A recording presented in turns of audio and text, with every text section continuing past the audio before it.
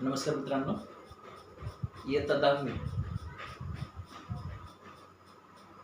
सेतूपाठ कृतीपत्रिका क्रमांक 3 द्रव्याचे मोजमाप यातील संकल्पना समजून घेण्यासाठी आज आपण भेटत आहोत. मित्रांनो, सोबत तुम्हाला कृतीपत्रिका दिलेली आहे आणि कृतीपत्रिकेमध्ये काही नोंदी दिलेल्या आहेत, काही नोट्स दिलेल्या आहेत.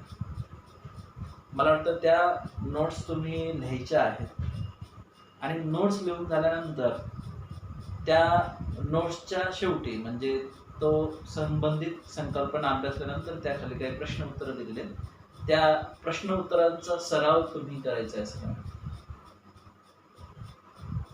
कोणाला सूचना समजली नसेल किंवा लेखी स्वरूपातली सूचना लक्षात आली नसेल तर हा जो अभ्यास आहे हा अभ्यास आपल्या वहीमध्ये नोंदवून ठेवायचा आहे. विज्ञान 1 साठी एक सेपरेट वही तुम्ही सगळेजण करणार आहात. त्या वहीमध्ये हा अभ्यास नोंदवून ठेवायचा आहे. गुणदान करण्याच्या वेळी हा जो तुम्ही अभ्यास केलेला आहे ह्या अभ्यासाची नोंद आपण घेणार आहोत. त्यासाठी ही वही आणि वहीमध्ये केलेल्या नोंदी सगळ्यांना आवश्यक आहे. मित्रांनो, आज अणु ही संकल्पना आणि अणुशी संबंध असणारे काही संकल्पना आपण थोडक्यात समजून घेणार आहोत. पदार्थाची सुरुवात मूलद्रव्यापासून होते. वेगवेगळे पदार्थ जे आपल्याला मिळतात तर निसर्गात आढळणाऱ्या मूलद्रव्यांपासून हे सगळे पदार्थ तयार झालेले आहेत. निसर्गामध्ये विविध पदार्थ आपण वापरत असतो. विविध पदार्थांचा उपयोग आपल्या रोजच्या जीवनामध्ये करत असतो. जसं एक सोपं उदाहरण देता येऊ शकतं, मीठ आणि पाणी. हे आपण रोज याचा वापर करत असतो. परंतु हे जे पदार्थ ते तयार झालेले निसर्गात आढळणाऱ्या काही मूळ पदार्थांपासून तयार झाले. जसं पाणी हे निसर्गात आढळणाऱ्या हायड्रोजन आणि ऑक्सिजन पासून तयार झालेलं आहे, तर मीठ हे निसर्गात आढळणाऱ्या सोडियम आणि क्लोरीन हे जे अशी काही पदार्थ आहेत. मग आता मूलद्रव्य हा शब्द फार महत्वाचा आहे मित्रांनो, की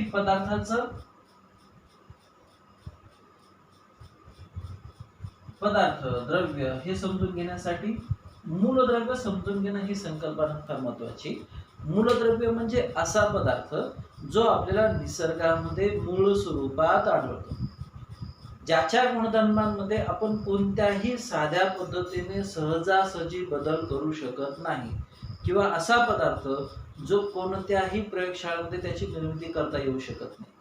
असे निसर्गामध्ये आढळणारे 118 मूलद्रव्य आहेत. यातले काही मोजके मूलद्रव्य प्रयोगशाळेमध्ये तयार करण्यात आलेले आहेत, पण तो अपवाद सोडला तर बाकीची मूलद्रव्य ही कोणत्याही पद्धतीने आपण तयार करू शकत नाही. जसं की लोह हे आपल्याला निसर्गामध्ये सापडतं, मिळतं आणि त्याचं शुद्धीकरण करून आपण वापरतो. ते मिश्र स्वरूपात आपल्याला मिळत असतं. त्याचं शुद्धीकरण करून तांब निसर्गात आढळतं.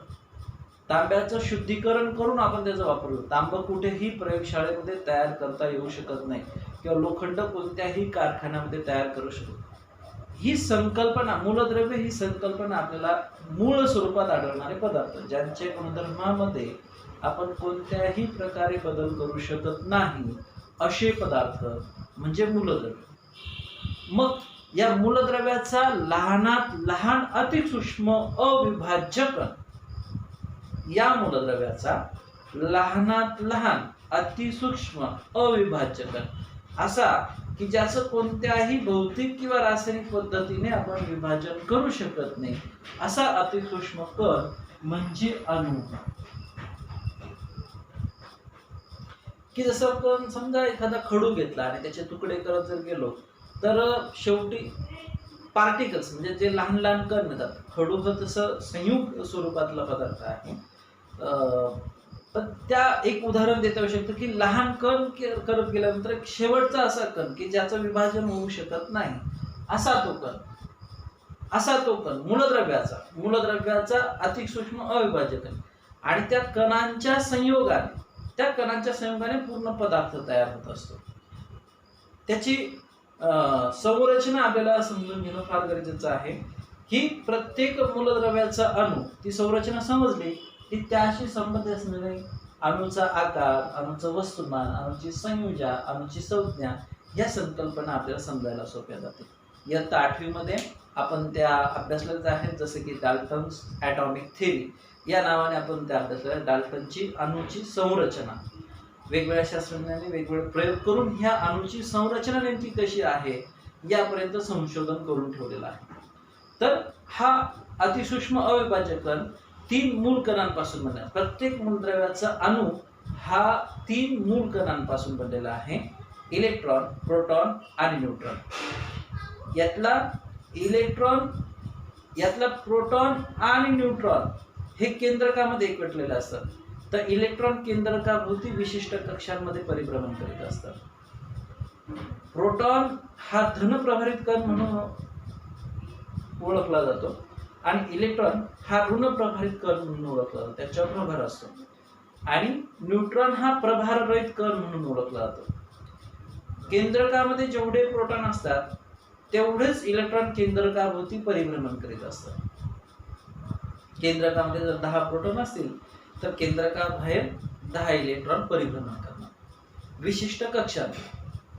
ही 4 मुद्द्यातली जी अणूची संरचना आहे ती सगळ्यांनी लिहून काढणं, समजून घेणं, कायमस्वरूपी लक्षात ठेवणं, कारण त्याच्याशी संबंधित असणाऱ्या इतर संकल्पना आपल्याला समजायला सोप्या जातील।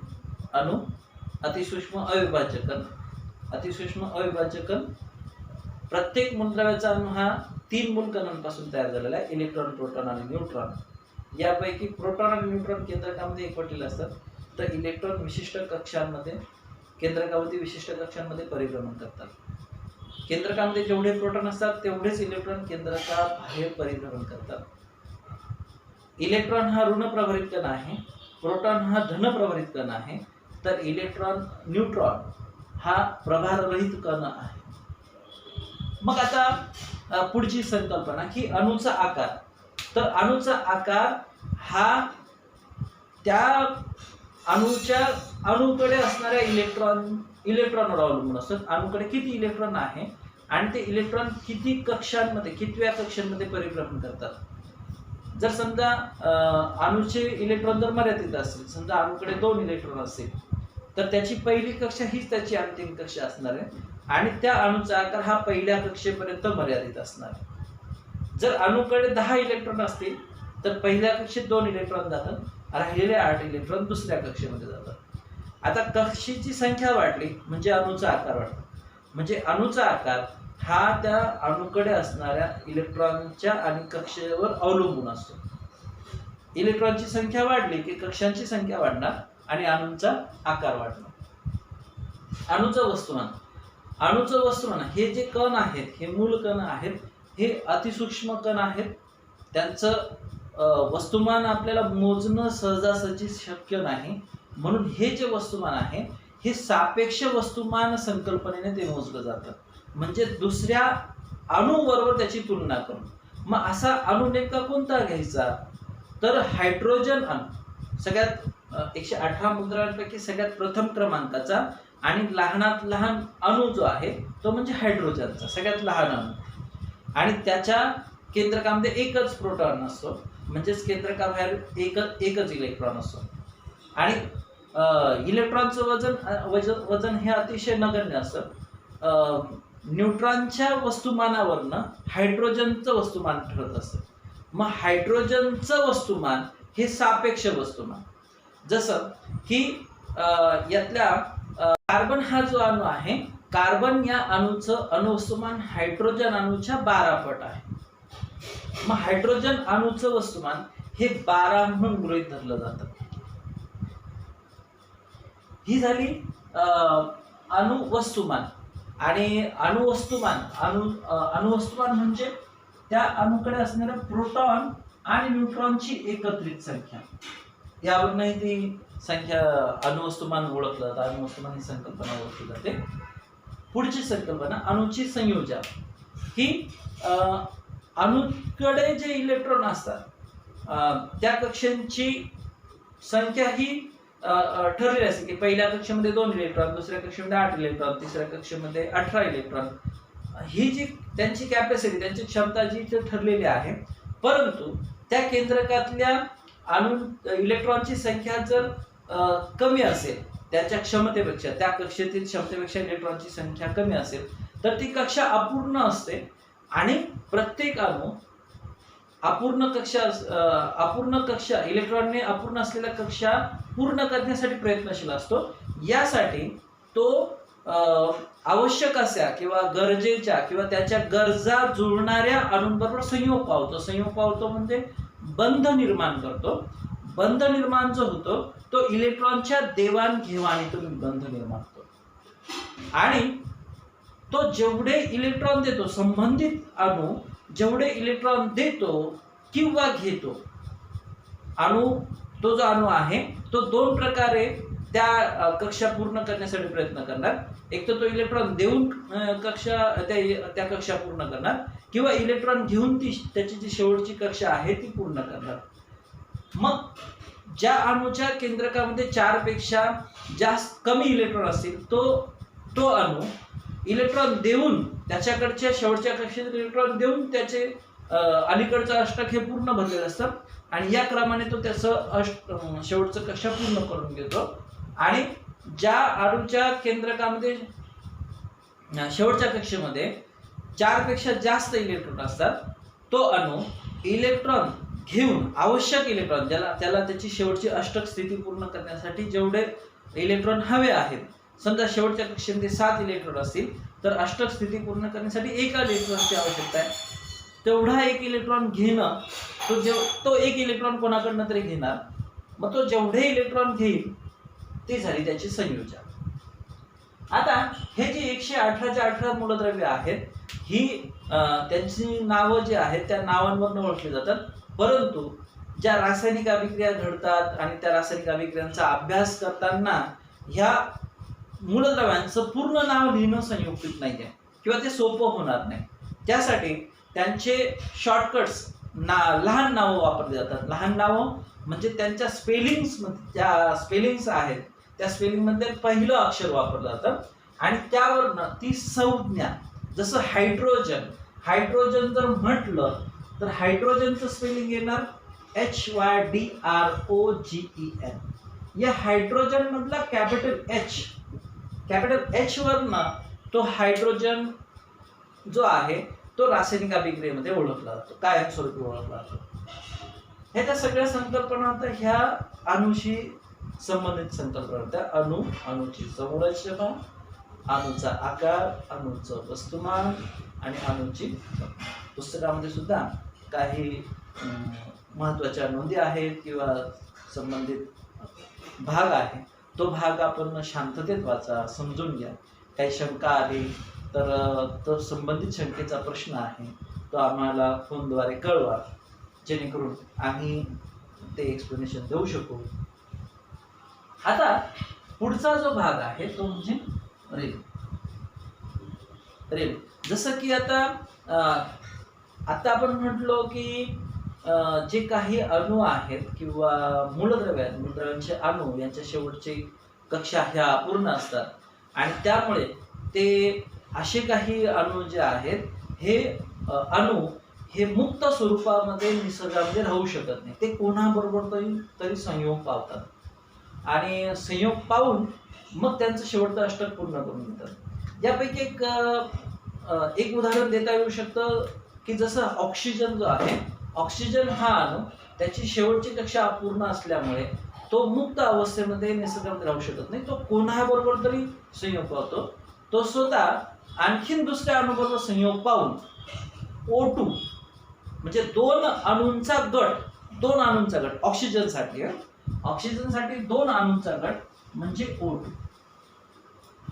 2 अणूंचा गट मिळून एक रेणू तयार होतो अणूंच्या संयोगाने, वेगवेगळ्या अणूंच्या संयोग.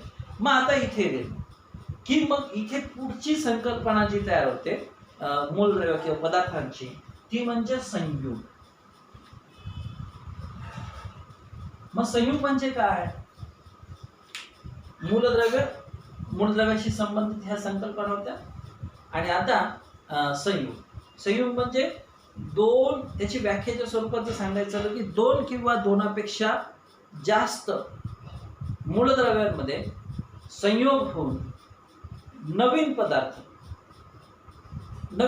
असा नवीन पदार्थ की ज्यामध्ये त्याच्या घटक मूलद्रव्यांचा कोणताही गुणधर्म आढळत नाही, असा नवीन पदार्थ की ज्यामध्ये त्याचे घटक मूलद्रव्य विशिष्ट वजनी प्रमाणात एकत्र करतात. एक एक ओळ आणि एक एक शब्द लक्षात राहू द्या. 2 किंवा 2पेक्षा जास्त मूलद्रव्य संयोग पाहून नवीन पदार्थ तयार करतो. असा नवीन पदार्थ की ज्यामध्ये तो ज्यांच्या पासून तयार झालेला आहे त्याचे कोणतेही गुणधर्म त्यामध्ये आढळत नाही, असा तो नवीन पदार्थ म्हणजे संयोग. आणि त्यामध्ये त्याचे जे घटक पदार्थ आहेत, घटक मूलद्रव्य जे आहेत, हे विशिष्ट वजनी प्रमाणात एकत्र होतात. ते नियम आपण समजूनच घेणार आहोत. स्थिर प्रमाणाचा नियम आणि द्रव्य अक्षरज्ञ. संयोगाची व्याख्या आपल्याला थोडंसं पाठ म्हणून किंवा समजून उदाहरणाच्या स्वरूपात ते आपण आणखी लक्षात घेणार आहोत. की जसं यामध्ये एक उदाहरण आपल्याला घेता येऊ शकतो. उदाहरण स्वरूपात आपल्याला घेता येईल की पाण्याचा एक रेणू H2O, पाण्याचा एक रेणू हा H2O आणि पाणी हे संयुग आहे. पाणी हा दोन हायड्रोजनच्या 2 अणू आणि ऑक्सिजनचा 1 अणू यांच्या संयोगाने पाण्याचा एक रेणू तयार होतो. यामध्ये हायड्रोजन आणि ऑक्सिजन ह्या 2 घटक मूलद्रव्यांच्या गुणधर्मांची जर माहिती घ्यायची झाली तर हायड्रोजन हा ज्वलनशील अणू आहे किंवा ज्वलनशील मूलद्रव्य आहे किंवा चटकन संयोग पावणार, आणि ऑक्सिजन ज्वलनास मदत करणारा संयोग आहे.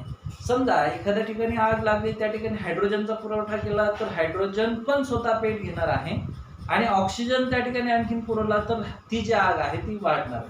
पण जर आपला अनुभव जर आपण सगळ्यांनी माहिती करून घेतला की या 2 घटक मूलद्रव्यांपासून तयार झालेलं संयुग म्हणजे पाणी, आग लागलेल्या ठिकाणी फक्त लाकडी इलेक्ट्रिक वगैरेच्या याच्याने जी आग आहे ती पाण्याने विझवली जात नाही, हा मुद्दा लक्षात राहू द्या.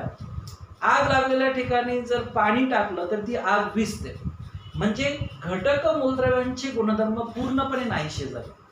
आणि ही जी घटक मूलद्रव्य आहेत हायड्रोजन आणि ऑक्सिजन ही विशिष्ट वजनी प्रमाणात म्हणजे 1:8 स्वरूपात 1:8 या वजनी प्रमाणात एकत्र येतात. त्याबरोबर आपण नंतर चर्चा करू.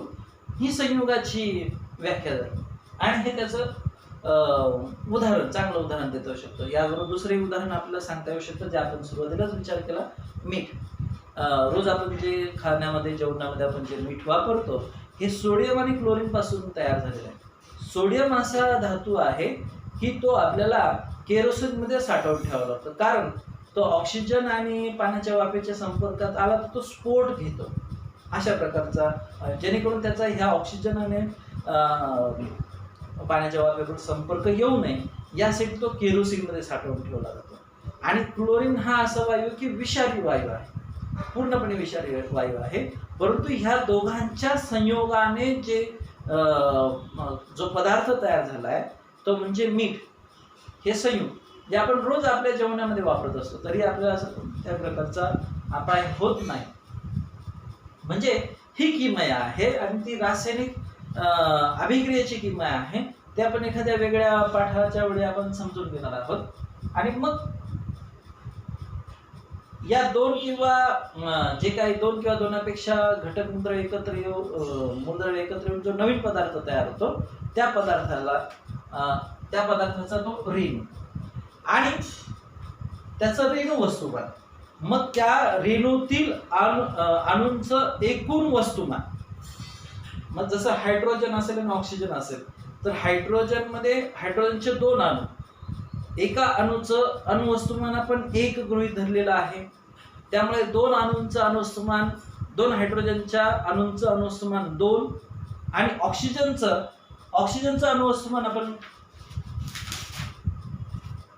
एका ऑक्सिजनच्या अणूचं अणुवस्तुमान हे 16 आणि मग ते 2 आणि 16 मग हायड्रोजन अणूचं अणुवस्तुमान एकूण रेणू वस्तुमान हे झालं 18. तर या प्रकारे आपण रेणू वस्तुमानाचं कॅल्क्युलेशन करणार. पुस्तकामध्ये वेगवेगळे उदाहरणं आहेत, वेगवेगळे रेणू दिलेले आहेत, वेगवेगळ्या अणूंची अणुवस्तुमानं दिलेली आहेत. त्या उदाहरणावर ते कॅल्क्युलेशन नोट्समध्ये पण आपल्याला एक उदाहरण ते पुरवण्यात आलेलं आहे, तर ते बघा. आणि याच्या पुढे द्रव्य अक्षर ही ह्या संकल्पना, ह्या घटकातील द्रव्य मोजमाप, द्रव्याचं मोजमाप, ह्या घटकातील संबंधित ह्या संकल्पना आपल्याला समजून घेणं फार गरजेचं होतं.